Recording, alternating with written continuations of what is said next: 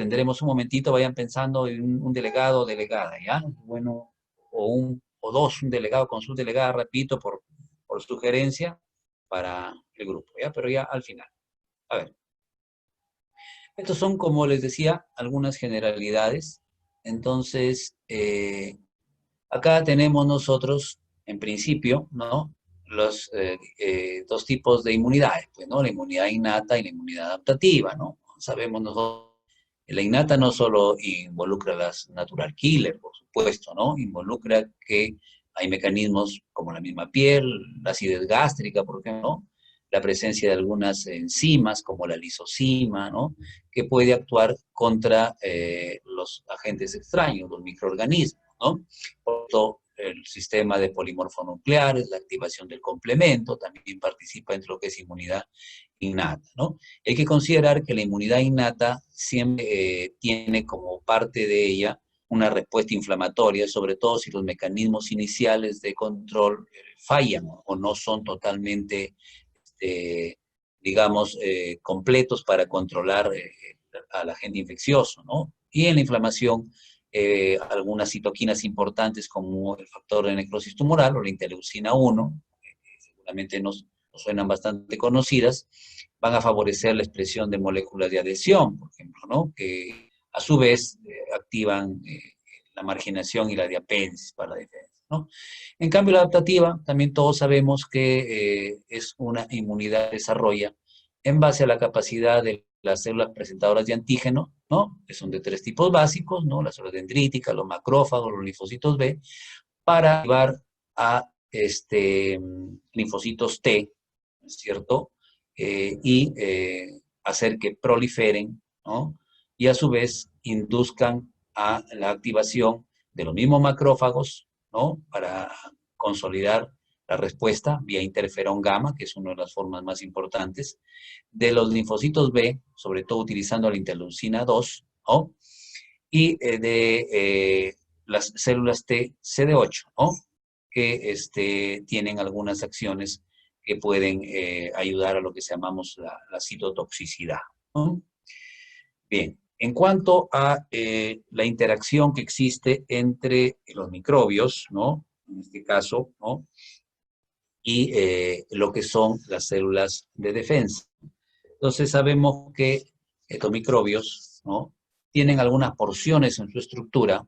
Típicamente recordamos seguramente que los gérmenes gram negativos poseen lipopolisacáridos y los gérmenes gram positivos peptidoglucano o ácido lipoteicoico, ¿no? Recuerdan ustedes, ¿no? Esos son componentes, ¿no? Estos componentes, ¿no? Se consideran, se llaman patrones moleculares asociados a patógenos, ¿no? Entonces toman el nombre de patrones moleculares asociados a patógenos. Son componentes, algunas veces proteicos, otras veces lipopolisacarios, su nombre lo dice, asociado al patógeno, ¿no? Entonces toman ese nombre que se abrevia a veces PAMP, ¿no? Patrón molecular asociado a patógeno. Y va a interactuar con los PRR. ¿Y qué son los PRR? Como el receptor tipo TOL o el CD14, que es una proteína, ¿no? Que es una proteína, digamos, que está en el plasma, pero que interactúa con el receptor de tipo TOL y ayuda a la captación del patrón molecular, ¿no? Del patógeno. Los PRR son justamente patrones de reconocimiento, ¿no? En este caso, ¿no? Patrones de reconocimiento de receptores, ¿no? Como el LPS o el peptidoglucano. Entonces, CD14 o receptor de tipo tienen esa función. Entonces, la interacción de estos dos tipos de componentes, el de los microbios y el que es propio de la célula de defensa, ¿no? Activa una serie de cascadas intracelulares, ¿no? Dentro de esas cascadas, las más importantes son proinflamatorias, ¿no? En términos de síntesis de ácido araquidónico, ¿no? Producción de una serie de citoquinas, ¿no? TNF y L1 son capaz las más importantes, pero hay más citoquinas. Las especies reactivas de oxígeno, ¿no? La activación de las enzimas que están dentro de los gránulos lisosómicos, ¿no? La citosis. Entonces hay varios procesos inflamatorios y de destrucción de las bacterias que se activan de esta manera. Por otro lado, las quimoquinas, ¿no? Algunos pídicos también pueden actuar con receptores transmembrana, que en este caso tienen pues 7 componentes, ¿no? Producir también un incremento por un lado, como dice acá, de la quimiotaxis y por el otro de la expresión de ICAM o BCAM, que son moléculas de adhesión, para que algunas células de defensa se peguen al endotelio y a veces migren, ¿no? Como sucede típicamente con el neutrófilo. Bueno, esto es una diferencia básica en términos de inmunidad humoral, también inmunidad celular. Ahí está la inmunidad humoral, que generalmente no requiere, ¿no?, incorporar a la gente, al microorganismo, sino que los anticuerpos lo detectan, ¿no? Y estos anticuerpos que están circulando en nuestro suero pueden reclutar al sistema del complemento, entonces, y eliminarlo por precipitación o por destrucción a estos agentes extracelulares. Mientras que hay otros agentes, como por ejemplo el Mycobacterium tuberculoso, que es fagocitado pues, por los macrófagos, ¿no? Y sobrevive dentro de que hay en estos macrófagos, ¿no? Sobrevive ahí y está viable, ¿no? Entonces hace una presentación al linfocito T helper que activa el macrófago con la finalidad de que pueda destruir a estos macrófagos fagocitados, lo cual no siempre se consigue, ¿no? Como decimos en la tuberculosis, está ahí el bacterio viviendo adentro y tranquilo, ¿no? Y la otra opción es que, como sucede, por ejemplo, en el famoso COVID, ¿no? O como sucede en una hepatitis B o cualquier otra infección viral, pues el virus es un parásito, sabemos, que coloniza una célula hepática, pulmonar, ¿no? Endotelial, cerebral, qué sé yo. Entonces, el linfocito T, citotóxico en este caso, no le queda otra que expresar algunas porinas, ¿no? Algunos orificios por donde se pierde el material intracelular y la célula que está colonizada por el virus, ¿no?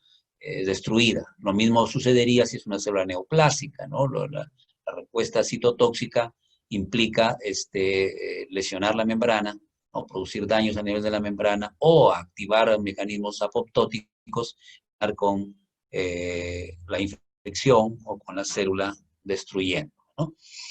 Bueno, en cuanto al complejo histocompatible, ustedes lo conocen, ¿no? Familia de genes que se encuentran en todos los vertebrados, ¿no? Tiene algunas funciones y hay un complejo histocompatible de tipo 1 y uno de tipo 2, ¿no? El tipo 1 está relacionado, ¿no? Se encuentran todas las células pues, somáticas corporales y está relacionado con los linfocitos TCD8, mientras que el de tipo 2, entonces, se encuentra clásicamente en las células presentadoras de antígenos, especializadas en ello, y se relaciona con el linfocito TCD4, ¿no? Entonces, acá tenemos un poco lo que sucede, también de manera más o menos básica. Ahí está la célula dendrítica, ¿no? Interactuando con un linfocito T, ¿no? Virgen, digamos, nuevo, para que se produzca la diferenciación y activación clonal, ¿no? La expansión clonal, que se llama, ¿no? Y eso lo hace mediante el complejo de histocompatibilidad, pero también se requiere la interacción de otro tipo de proteínas, entonces hay una vía de estimulación y una de coestimulación, que si no la respuesta no se produce. El macrófago entonces también puede interactuar en la segunda célula presentadora. Y lo mismo puede hacer el linfocito B, también puede funcionar como una célula presentadora, con la diferencia de que en este caso, pues la activación del linfocito T puede a su vez retroalimentar la actividad del macrófago, y en el caso de la célula, el linfocito B, este se convierte en una célula plasmática generadora de anticuerpos. Pero también sabemos que eso sucede así. La interacción, ¿no?, entre el CD4, ¿no?, y la célula presentadora de antígenos con el complejo histocompatibilidad de clase 2, ¿no? Entonces, hay algunos coestimuladores asociados, como la molécula de adhesión ICAM o el CD28, por ejemplo, ¿no? Ahí está el antígeno y tenemos el receptor del linfocito T, el complejo correspondiente y la proteína CD4. Mientras que en el CD8 se llama así, como todos sabemos seguro, porque está la proteína CD8, que es el complejo de clase 1, y está el receptor del linfocito T interactivo con el antígeno en la porción central. Igual se necesita, ¿no es cierto?, la participación de vías de coestimulación. Aquí podemos ver lo que sucede, por ejemplo, cuando una célula es reconocida y cuando no es reconocida, ¿no? Es importante que las células natural killer, parte de la inmunidad innata, ¿no? Pidan identificación a la célula sana y éste le muestre el complejo mayor de histocompatibilidad tipo 1. Esto interactúa con el receptor KIR de la natural killer, lo reconoce como propio y no pasa nada. Pero si es una célula que tiene virus en su interior, es una célula capaz anormal, neoplásica, entonces no tiene su complejo para identificarse, se ha deteriorado, hay unas cascadas que modifican la presentación del complejo, ¿no? Las alteraciones que sufre la célula invaginan, pierden, reducen la expresión del complejo tipo 1, y entonces el receptor KIR no encuentra a las cédulas de identificación, digamos, y aplica granzimas, expresa porinas y la célula es destruida, ¿no? La vía principal de estimulación y las vías de coestimulación. Importante que no solamente hay una interacción, ahí está coestimulación CD80 o 86 con CD28 del linfocito T versus la CPA o presentador de antígeno, también hay un CD54, CD40. Muy importante también considerar que la producción de interleucina 2 no solamente puede actuar sobre otras células, sino que el mismo linfocito T puede autoactivarse, puede autorregularse, eso se llama mecanismo autocrino, ¿no?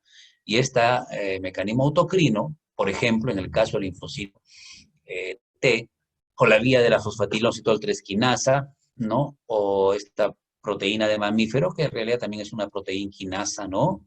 Relacionada con la rapamicina, activa ciclinas, activa la mitosis, ¿no? Y se produce, pues, la proliferación clonal, ¿no? Hay otras citoquinas, por supuesto, pero esta es una de las más importantes en la expansión clonal de los linfocitos T.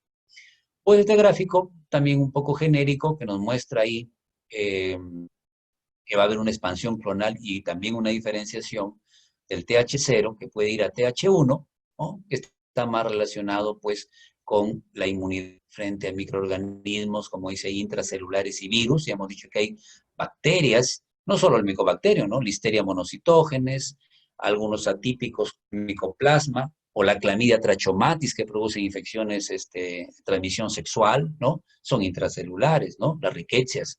No solo los virus son así, por si acaso, uno piensa que solo el virus, no, hay varios gérmenes de este tipo. Bueno, el hecho es que utilizando interleucina 12 e interferón gamma, se produce la activación a la diferenciación y proliferación del TH1, que tiene estas funciones.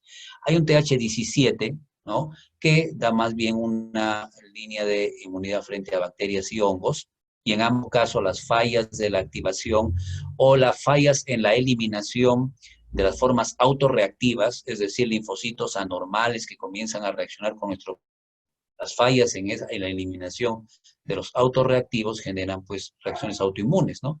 Nuestro organismo comienza a dañarse a sí mismo. Entonces, es parte de el proceso de diferenciación, básicamente, ¿no? Y proliferación en parte. Eso vamos a comentar algo más adelante. Pueden participar en la autoinmunidad. Se equivoca y nos agrede. Y la interleucina 4 es importante para formar, ¿no? El TH2. El TH2 no reacciona tanto con bacterias o con agentes intracelulares, sino más bien está relacionada con lo que se llama la alergia, con las reacciones de hipersensibilidad, donde el extraño está más bien afuera, ¿no? Y luego de un procesamiento se produce una activación de la producción de inmunoglobulina E, que es la típica, que está relacionada con la alergia, se une muchas veces a los mastocitos, luego llega acá, como sabemos, la sustancia extraña, ¿no? Pueden ser las heces de las cucarachas, por ejemplo, ¿no? O el polvo que se inhaló o alguna cosa, y se desgranula el mastocito y se libera histamina, y se liberan leucotrienos, y hay broncoespasmo y hay asma, pues, ¿no? Entonces eso sabemos nosotros que es un ejemplo típico. Pero también con los parásitos, ¿no? Acá habla de gusanos, pero pueden ser diferentes tipos de parásitos. Es más propia, por cierto, pues, de los helmintos, ¿no? De los ascaris, los oxiuros, ¿no? De lo que son la tenia, en fin. Bien, entonces eso es lo principal en cuanto a esta figura. Un poco reflejar lo anterior, ahí está el TH1, ¿no? Ahí está la interacción que va a presentar produciendo la muerte de las células infectadas. Esa es la vía más o menos del TH1, ¿no? O el virus inclusive que puede colonizar hasta un macrófago, ¿no? Y en el caso del TH2, más bien tiene que ver con los linfocitos B, como hemos dicho, y la producción de anticuerpos, ¿no? Que actúan un poco más respecto al asma o las alergias. Se ha relacionado un poco la respuesta relacionada con esta vía del TH2. Hay subtipos de inmunoglobulina, ¿no? Eso también lo conocemos. Básicamente la inmunoglobulina A se encuentra en la mucosa respiratoria, por ejemplo, ¿no? Nos ayuda a proteger contra algunas infecciones de las vías respiratorias. La inmunoglobulina E típica contra los gusanos, también en la hipersensibilidad inmediata, la alergia a la penicilina de tipo 1, ¿no? Puede haber la degranulación del mastocito, como decía, la misma, ¿no? Y puede producirse el problema de la respuesta, ¿no? Inflamatoria, porque hay una inflamación también aquí como la inmunoglobulina G, muy importante, ¿no? Para activar el complemento, porque se transfiere, ¿no? Participa en la respuesta, pues, de las células con actividad fagocítica, ¿no? Que dependen del receptor FC, ¿no? Hay una fracción constante en los receptores y hay una fracción variable, ¿no? O sea, perdón, en el anticuerpo, ¿no? El anticuerpo tiene una fracción variable, que es la parte abierta, y seguro recordamos que tiene una fracción constante, que es la que se une, ¿no? A receptores de las células. Bueno, y finalmente la IgM, que es precoz, se produce generalmente el aumento antes que la IgG y activa el complemento, ¿no? Es una forma también de atraer algunas células de defensa y de inducir la lisis también de células infectadas o afectadas.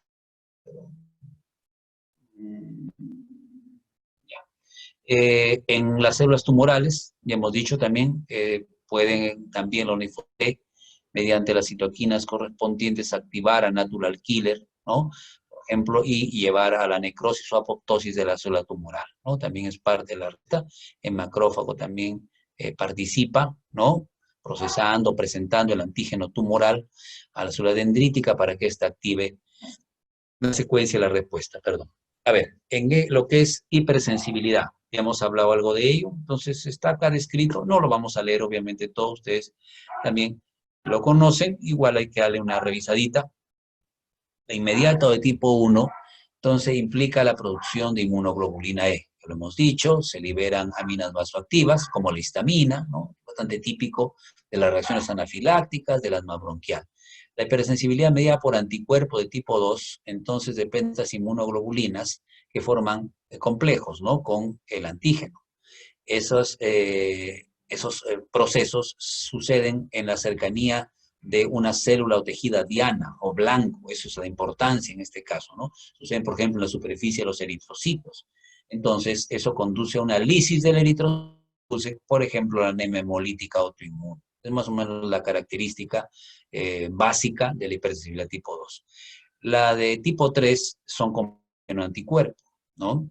Además, se involucra la activación del complemento, hay procesos quimiotácticos, reclutamiento de leucocitos, y estos se depositan en algunos sitios, a veces en las paredes de los vasos, a veces, y hay vasculitis, a veces en lo que es la membrana glomerular, y hay glomerulonefritis, a veces a nivel sistémico, particularmente en las articulaciones, y hay lupus eritematoso.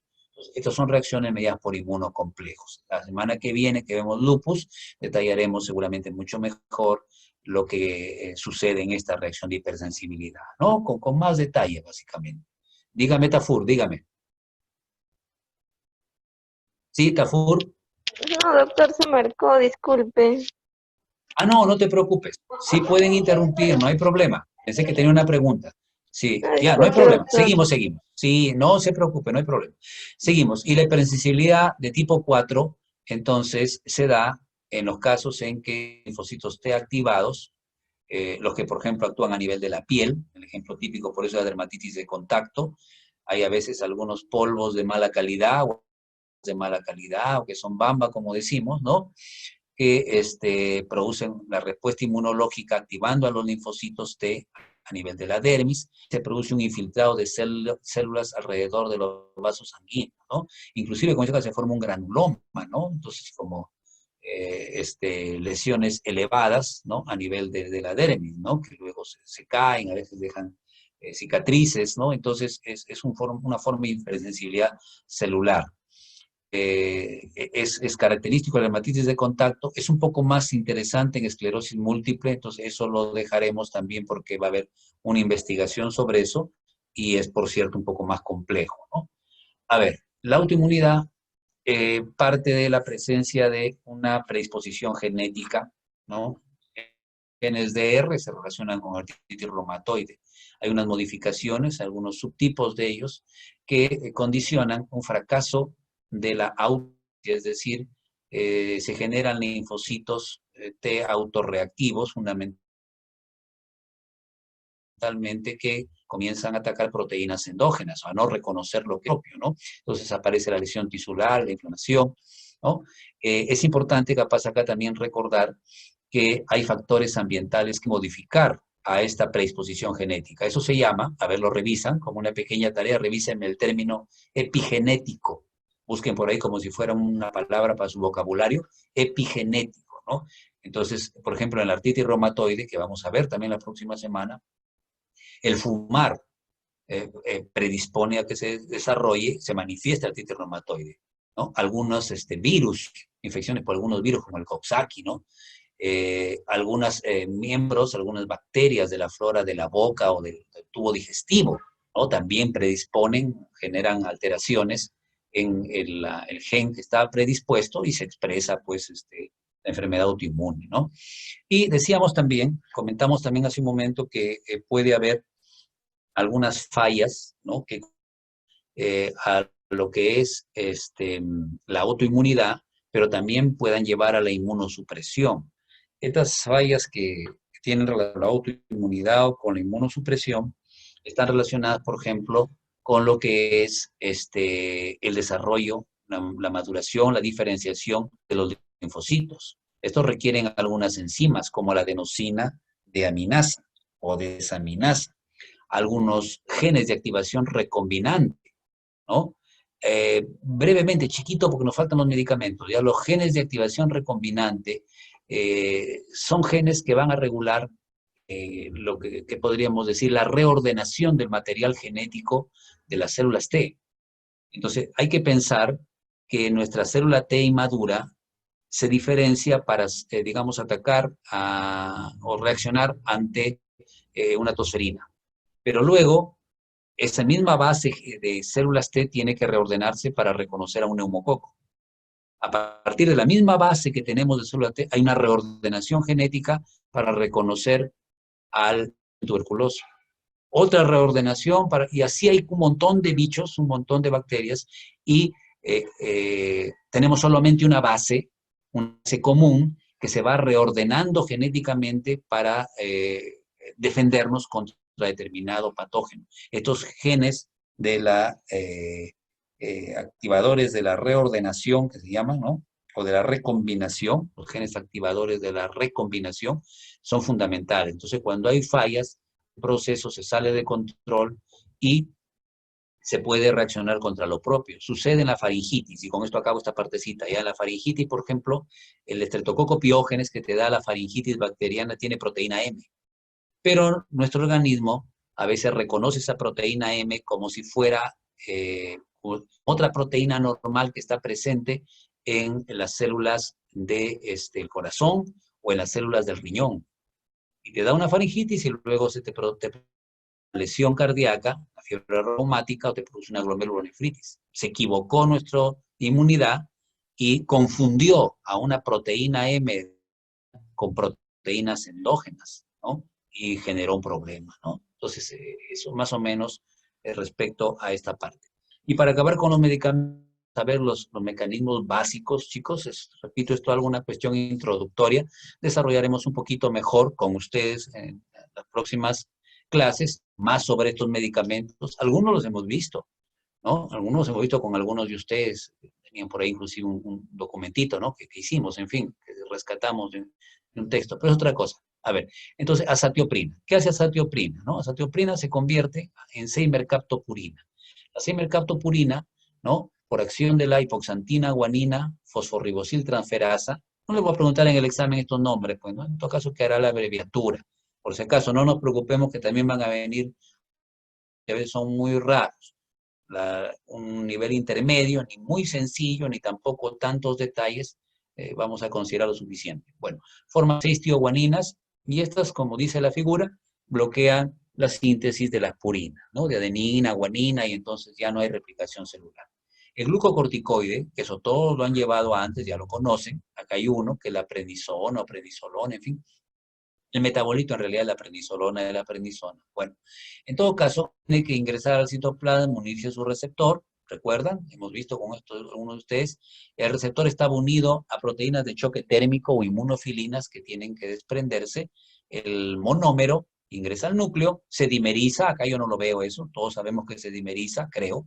Y luego, interactuando con un segmento de ADN, puede producir transrepresión o simplemente represión, o sea, disminuir la síntesis de citoquinas. Entonces son inmunosupresores, azateopina y glucocorticoides. Además, el glucocorticoide un potente antiinflamatorio. Ciclosporina y tacrolimus, ¿no? Ciclosporina, como sabemos, es un inmunosupresor, igual que el tacrolimus, se usan en trasplante renal, por ejemplo, ¿no? Para reducir el rechazo del trasplante. Entonces, ¿qué hace esta ciclosporina? ¿No? Lo mismo es el tacrolimus, ¿eh? Interactúa con la calcineurina. La diferencia está en que la ciclosporina se une directamente a la calcineurina y forma un complejo con la calmodulina y el calcio que bloquea la acción de la calcineurina. En cambio, el tacrolimus interactúa primero con un factor, proteína de unión AFK, ¿no? Esta es una quinasa, un factor transcripcional. Entonces se une primero al FKBP y luego recién se une a la calcineurina. El complejo recién se une a la calcineurina. Igual captan calmodulina, calcio. De manera que el hecho concreto es que el calcineurina no puede funcionar. La calcineurina no se activa. La calcineurina tiene la función de actuar como una fosfatasa, de fosforila al factor nuclear activador del linfocito T, ¿no? Entonces lo defosforila y lo activa. Entonces, esta fosfatasa, al estar bloqueada, ya no activa al factor nuclear activador del linfocito T. No se forma interleucina 2 y hemos visto en varias figuras anteriores que la interleucina 2 es clave en la proliferación clonal de linfocitos T. Entonces, lo que hacen es inhibir la proliferación clonal de los linfocitos T, por esta secuencia que estamos mencionando. El sirolimus, aunque se parece en el nombre al tacrolimus, actúa en un sitio diferente, ¿no? Actúa en una proteinquinasa, es una proteinquinasa, ¿no? Es una quinasa, es una proteína fosforilante que se llama mTOR, ¿no? Entonces, de mamífero, parecido a ripamicina. Es activada por una secuencia, acá está la fosfatilidoncitol 3 quinasa, acá está el factor de crecimiento endotelial, ¿no? ¿no? Receptores de factor de crecimiento endotelial o endotelial vascular. En todo caso, hay una cascada, ¿no? La proteinquinasa B, en fin, que activa a esta proteinquinasa y que favorece la angiogénesis o la proliferación celular. El sirolimus se une al mTOR y bloquea estas respuestas, ¿ya? En términos claros, digamos. Los agentes alquilas son los que agregan moléculas pequeñas, grupos alquilo, ¿se acuerdan? Química orgánica, metil, propil, butil, o sea, CH3, CH2, ¿no? Compuestos de carbono le agregan al ADN. Al agregarle compuestos de carbono, entonces cuando el ADN debe ser reparado, hay enzimas, ¿no? Como las telomerasas que lo rompen, ¿no? Pero no lo pueden volver a integrar, a reparar, no lo pueden volver a restaurar, porque no pueden agregar las bases nitrogenadas a estas bases que han sido alquiladas, o sea, estas bases que han ganado compuestos de carbono. Esos son los agentes alquilantes. Por supuesto, son antineoplásicos e inmunosupresores. El clorambucilo es uno de ellos, y uno muy característico es el ciclofosfamida, que se usa en varios tipos de enfermedades, de estas que estamos mencionando, de reacción inmunológica, ¿no? De agresión a lo propio, ¿no? Entonces, la ciclofosfamida tiene que metabolizarse. Acá está algo de farmacokinética, ¿no? Entonces, se puede citocromo P450, enzimas oxidativas, de lo que era ciclo pasa hidroxiciclo, se le agregó H, ¿no? Entonces, si pesa 4 o CIEP. En todo caso, se forma al final la fosforamida, es uno de los metabolitos, que es alquilante. Si es alquilante, quiere decir que va a agregar carbonos, ¿no es cierto?, a la estructura de el ADN y va a deteriorar su capacidad de replicación. Metotrexato, por parte, tiene dos funciones fundamentales, ¿no? Primero, que forma un complejo con los poliglutamatos. Esto lo vamos a ver a propósito de anemia, lo vamos a comentar un poquito más. Este complejo actúa sobre dos enzimas, la dihidrofolato reductasa, ¿no?, que es parte de una secuencia que permite la transformación de uridina monofosfato en desoxicitidina monofosfato, o sea, para la síntesis de pirimidinas. Y la otra, la ATIC, que este es un nombre un poco largo, es el aminoimidazol carboxamida ribonucleósido transformilasa, ¿no? En todo caso, recuerden que es una transformilasa, ¿ya? Pero no vamos a preguntar tampoco todo ese nombre larguísimo que no nos va a servir capaz de mucho, por lo menos recordar que interfiere en la formación de la inosina monofosfato, que es la purina de base para formar adenosina, guanosina, ¿no? Entonces, el metotrexato tanto interfiere con la síntesis de purinas como con la de pirimidinas. También es otro inmunosupresor. La talidomida ya había salido del mercado porque produjo muchas deformaciones, lesiones en brazos. Los bebés nacían sin brazos, sin piernas, se llama amelia, focomelia, pero se ha encontrado que tiene algunas funciones interesantes. Por ejemplo, puede inhibir, ¿no?, algunos factores antiapoptóticos que tienen las células tumorales. Si inhibe a los factores antiapoptóticos, entonces las células entrarán en apoptosis. Puede bloquear, por ejemplo, al factor de crecimiento endotelial vascular, o al mismo TNF-alfa, o al factor de crecimiento fibroblástico, de modo que no se desarrollen vasos sanguíneos que sostienen al tumor. Puede interferir con la acción de la interleucina 6 para que no se expresen moléculas de adhesión. Y finalmente puede activar, ¿no?, modificar la actividad, ¿no?, mejorar la actividad y la producción de las células natural killer que van a destruir a las células tumorales, ¿no? Entonces, son algunos efectos de la talidomida que lo hacen un medicamento que pudiera ser beneficioso. Micofenolato mofetilo es un inhibidor de esta enzima, inosina deshidrogenasa, que es la que convierte la inosina en adenosina o guanosina. Entonces ya no va a haber formación de ADN y se bloquea la producción de los linfocitos correspondientes. Y para ir terminando, hay un medicamento que se llama dimetilfumarato. Se usa en la psoriasis. La psoriasis, que empieza con P, por ahí algunos que no la conocen, a ver, búsquenla como curiosidad. Psoriasis, PS, ¿no? PS, psoriasis, es un tipo de neoplasia no maligna de la piel, ¿no?, una especie de lesiones en la piel, escamosas, bastante desagradables. En todo caso, este medicamento, ¿qué hace? Interfiere, ¿no?, con la transcripción del NFKB, factor nuclear kappa de tipo beta. Entonces, al interferir con este factor nuclear kappa de tipo beta, no forman más citoquinas, ni tampoco hay activación de ciclooxigenasa, en fin, hay una respuesta antiinflamatoria importante. Y lo otro efecto beneficioso que tiene es convertir a los linfocitos TH1 y TH17 en TH2, ¿no? Entonces, moderar un poco esta respuesta e ir a un tipo de linfocitos, digamos, con unas respuestas, si bien un poquito relacionado con la alergia, menos agresiva para los tejidos, menos nociva para los tejidos. Hidroxicloroquina, que sí creo que es la última, ingresa al endosoma e interfiere con el procesamiento de los receptores de tipo TOL, que hablamos al principio. Estos receptores de tipo TOL permiten reconocer y una serie de cosas, ¿no? Entonces, al no haber esta capacidad de reconocimiento, también se inhibe la activación del factor nuclear kappa de tipo beta, por ejemplo, ¿no?, o del factor que regula la expresión del interferón, de manera de que no va a haber tantas citoquinas, no va a haber quimoquinas, no va a haber moléculas de adhesión. Entonces, esa es la característica que tiene la hidroxicloroquina, alterar la expresión de los receptores de tipo TOL en los endosomas.